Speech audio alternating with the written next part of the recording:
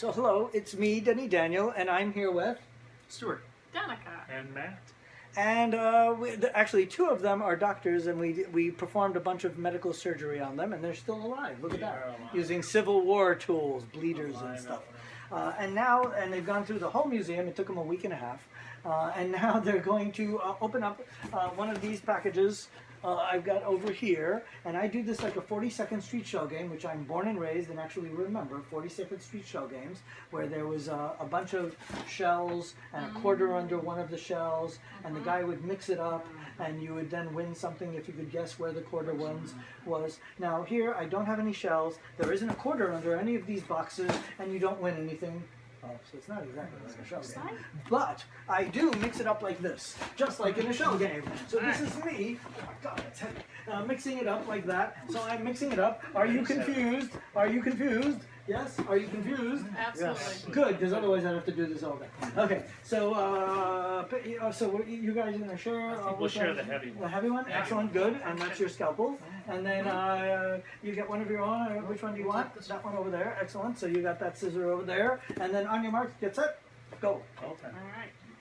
Just try not to cut each other. Although, ironically, you're doctors. You can That's cut right. each other. We probably can. Although you work with babies, but you know, we're just big. Men are just big Sometimes you have babies. to cut them out. From Racine, Wisconsin. But no. That was it. That was the only information. All right. There you go. Do you hear the Mission Impossible theme as you do that? We're going to get sued for thought crime. You know that. Thought crime. It's kind of old. Packaging, film. Film. Ah. Oh, this is perfect for doctors. The singing barbers. Because, as you know, or you might not know, that, this is a sing-along. So it's the Singing Barbers 16mm film sing-along, which we will play at our speakeasy for sure, because it's hysterical. I saw stills, and the stills were funny, so the film has got to be even funnier. Like But barbers back then would do medical procedures, if you remember. A lot of the barbers, they would, if you had a red and white, then you knew that they were doing, ironically, where's our blood? We were showing you the bloodletting. And they would do bloodletting at the barber shop. So ironically, doctors opened up the barber. Instruments in use here. Yes, clearly. And you opened up some more. Additionally. Oh, more barber shop. Wow, you really went crazy with the barber. Yeah, We knew it was a heavy Oh, box. and it's two of you. Both of you are doctors. So both of you opened up barbershop quartet and barbershop sing-along. That is so funny. So this is the bouncing ball sing-along ones. And this one would, and then you opened up a third one the night before Christmas. Ah, so in our Christmas speakeasy, when we play this, you'll be like, I opened this All before. 16mm. All 16mm. Yeah, we pretty much use 16 at the speakeasies because they're a little more secure. But that is ironic. Now I'll tell you what everybody's laughing about on the internet. 80% of people that open up packages, we noticed the first year, but we were so spooked by it that we were like, what's going on? It tends to be ironic or uncanny to the person that opens them. And people were opening packages going, oh my God, I'm from this town, or this is what I do for a living. And we started noticing, oh my God, it's a really high statistic. It's almost as if the package picks the person. And the whole time I was thinking to myself, we have to double up. But I know that the package picks the person, and I'm very superstitious. Like, I don't about this. Like, I've realized the pattern is so unmistakable that I'm like, should they each open their own package, or should they open one together? And ironically, I finally said, I've just got to make a decision, and I don't know what nature wants me to do, but I've got to finally double up because we're not getting as many packages anymore. I have to finally bite the bullet and realize we're going to run out. And I said, they're going to be the first couple to ever double up. And you opened up the two barber ones, and barbers did medical procedures, and you're both doctors. Nice. The irony is unmistakable, and I'm like, that's so. I think this did the is right like a rare coin because it's not the barber shop quartet; it's the barber sop. Yeah, it's a rare coin, right? It's barber sop quartet sop. That'll be worth millions someday. So, what did you open? Well, I do know that the number 29028 doesn't appear to have any significance, as best I can tell from Google. But it Wow, you really went far. It's associated with the heat. Impressive. Then I'll Maybe take that that's from you so something. it's easier. Ooh, Uh-oh. Interesting. nice. Now we Aha. got the- So we're not going to show this one on camera, but I do A know little too what it racy. is. It's a little racy. We do have an adult department. And in our adult department, we have 16 millimeter films and all this. The adult stuff back 100 years ago is so hysterical. It's better than our comedy department. It's better than our animation. It's so funny that some of the dialogue on the VHS tapes, I was going to put on my answering machine because it was so cheesy. It was just so bad. And then the other day, I was at the 3D Society, 3D Association's meeting, and one of the guys was mentioning to me, oh, do you know the first Jewish Playboy playmate who had a pullout? You know, what do they call it? Centerfold? Centerfold, right. The first Jewish centerfold. And I'm like, I am Jewish, but no.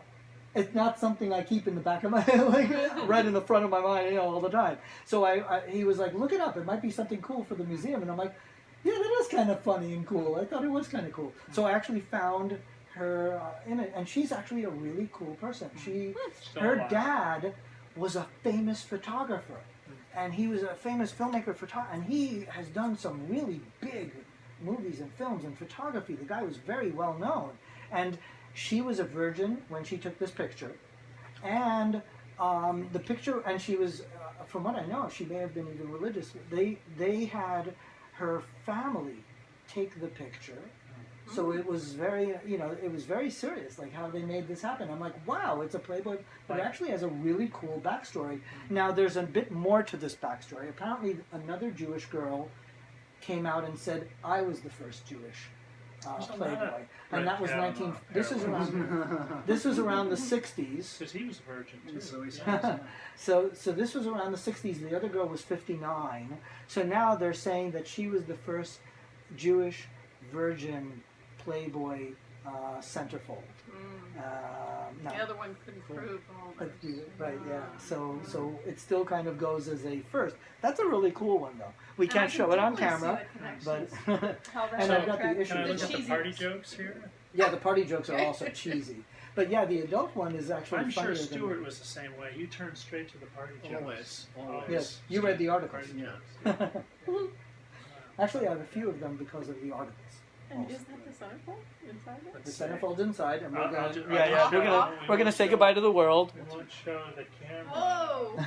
It's December. This Right is this is the That's the What's her first name? Jewish virgin. Miss Centerfold. December. wow. What's her name? She Miss promised December. to bring that. Miss December is. I forget her name. They don't show her. Yeah, the name I have the name somewhere, but I noticed it wasn't on the actual funny. poster. Sue Bernard. Sue Bernard, yeah, and Wow. so Bernard of Hollywood. Her dad was Bernard of Hollywood. All of you must know this. The people on the internet are going nuts now. Bernard of Hollywood was huge. He was a famous photographer that photographed all the stars, and that's his daughter, and she is still alive today, and one of the coolest, smartest. She has books on her dad that she's publishing, and you should get her books. Wow, that's cool. She has his pictures are amazing, and she's keeping his legacy alive That and is this whole awesome. thing alive. That's a trip. I hope she sees this because she is Yeah. just buy her stuff. I'm telling Sue you, your she is magic. the. I can't wait to actually. this is the newest thing in our collection, and I'm so Wow. excited by it. Being I'm a Levite, I'm a direct line to the temple, so I'm like, yeah. So we have the whole protexia, the Jewish, thing going on. So yeah, it's just a cool story, and Awesome. yeah, like I said, his pictures are really amazing. He really shot almost everybody. So yeah, Did it's a you very say cool that backstory. Stuart picked that one? So are you Yeah, into that- photography? Are you like? I think Maybe the Playboy I think the magazine. Playboy I'm magazine. into Jewish virgins. Well, we did notice that the other 20%, 10% are opposites. So someone opens up something that's the opposite of them. So we had the pastor's wife open up. We had the pastor's wife open up something that was also kind of